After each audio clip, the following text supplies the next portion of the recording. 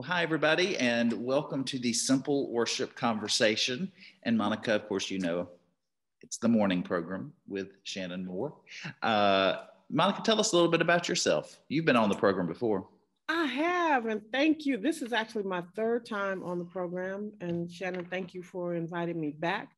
I enjoy the simple conversation, and I am a assistant minister for digital worship here at University Christian Church. We just finished simple worship service, and it was really kind of fascinating. We kind of went through this text as a congregation, and so I'm excited to actually have a one-on-one discussion with Shannon this morning. Well, thanks for doing it, especially while it's fresh. Normally we record these beforehand, and so it's nice to, because of the winter weather we had this week, we weren't able to record in advance. And so here I am in the chapel having just finished simple worship, and you're over in room 150 or the parlor or something. The parlor. Yeah. So we'll have this conversation, and in keeping with the simple worship concept, we'll keep it short. So I'll read the text, which is Matthew 4, chapter 1, verses 1 through 11, and then we'll talk about it for 10 minutes. Sound good? Sounds great. Here we go. Matthew 4, verses 1 through 11. Then Jesus was led up by the Spirit into the wilderness to be tempted by the devil. He fasted 40 days and 40 nights, and afterwards he was famished. The tempter came and said to him, "If you are the Son of God, command these stones to become loaves of bread." But he answered, "It is written, one does not live by bread alone, but by every word that comes from the mouth of God." Then the devil took him to the holy city and placed him on the pinnacle of the temple, saying to him, "If you are the Son of God, throw yourself down, for it is written, he will command his angels concerning you, and on their hands they will bear you up so that you will not dash your foot against a stone." Jesus said to him again, "It is written, do not put the Lord your God to the test." Again, the devil took him to a very high mountain and showed him all the kingdoms of the world and their splendor. And he said to him, "All these I will give you, if you will fall down and worship me." Jesus said to him, "Away with you, Satan, for it is written, worship the Lord your God and serve only him." Then the devil left him, and suddenly the angels came and waited on him. That ends the reading. I'm going to start our timer. Okay, Monica, tell me what you think about this text. What comes up for you? Wow, so many things, Shannon, comes up. I mean, first thing that came up for me is how they were both going kind of back and forth, Jesus and the tempter, just about with the word, well, it says this and it says that. And both, had some type of reply to each other. Another thing that stood out was the whole historical piece of who God had already been. And I think that Jesus is holding this. And I think, I first started thinking, how that holds us when we know the situations that God has been faithful in our lives. And Jesus is holding on to that piece. So much, like I said, the fasting piece, the food, how, this whole thing around food and the temptation, that was the first thing that, was used here. Mm-hmm. Was the desire for food and Jesus' hunger. Having been in the wilderness for a very long time. He was famished, it says. And so then during those weak moments of being famished, then it's like, well, I know you're hungry. I know you this, and I can give you this, and I can give you that. Or not even I can give you this, but you can do it for yourself. Yes. You can use your power to serve yourself. Yes. And for Jesus to turn that down, being famished, being tired, pretty incredible here in this story. I do want to point out, I noticed it when I was leading simple worship, and I noticed it when you were just talking about this text as well. Both of us are shying away from the word devil. Was it obvious when we both keep saying the tempter, which the text used also, but it also says Satan and it also says the devil. It does. What do you think is what do you think we shy away from using those words and not tempter? I'm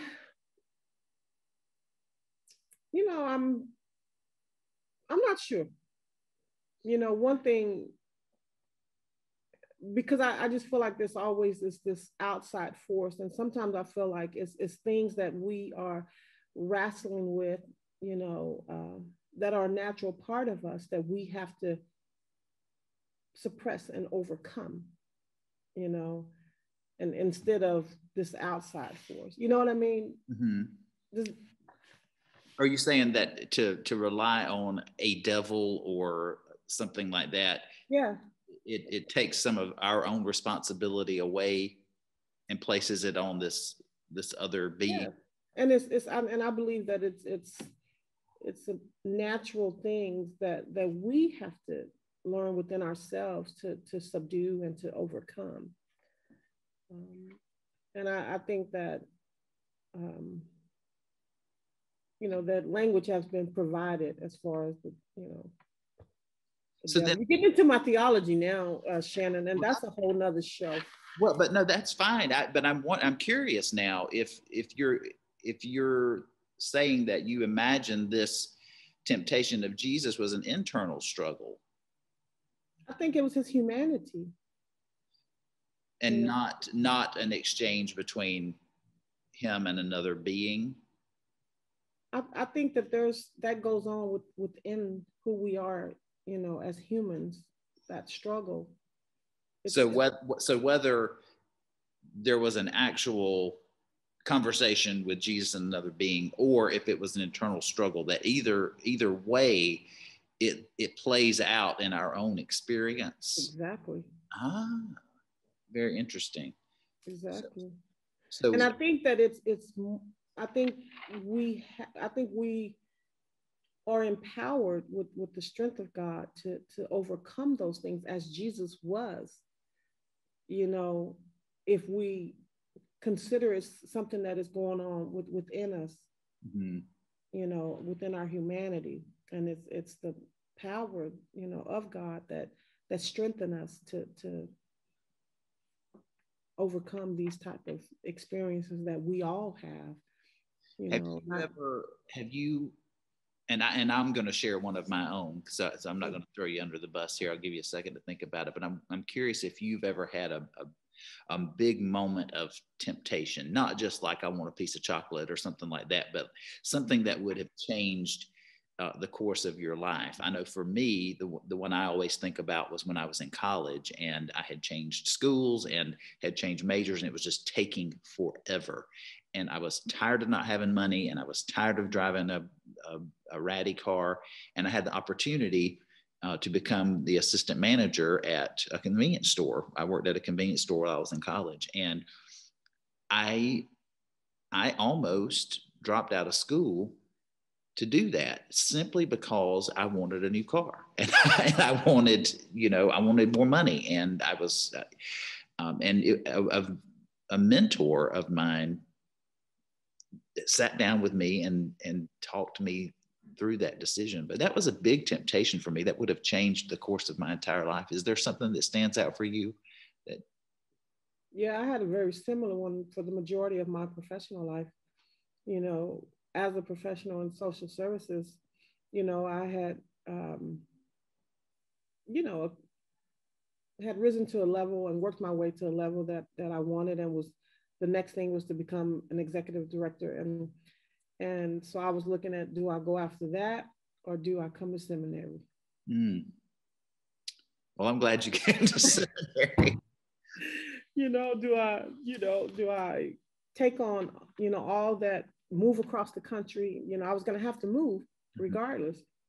I wasn't looking at any online programs and distant learning programs. I was looking at, schools where I would have to, pack up and move.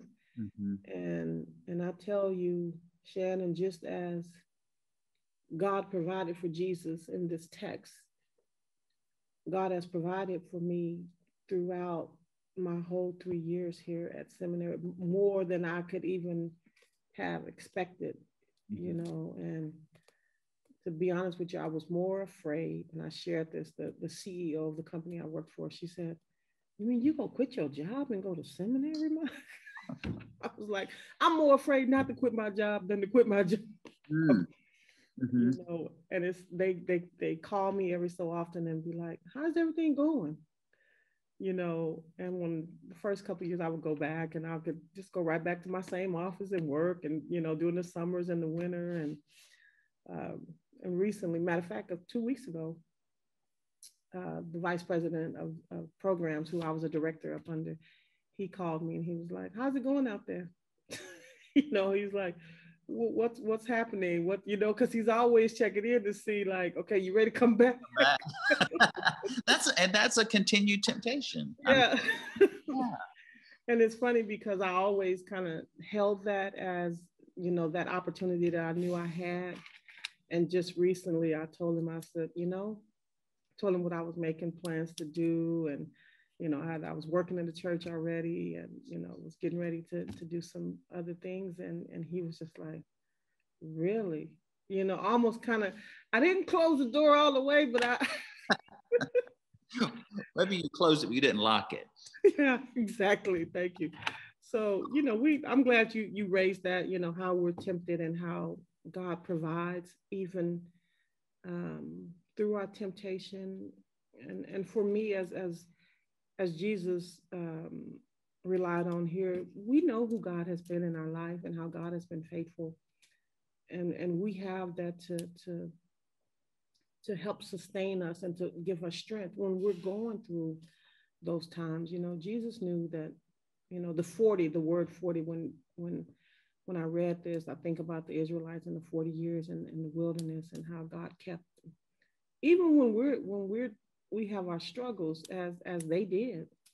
And Jesus did. He was famished. You know, I don't think the writer would have put it, Matthew would have put it like this if it wasn't something that he was grappling with and having challenges with. He was famished. And the bread was there. He's like, you know you can just eat this.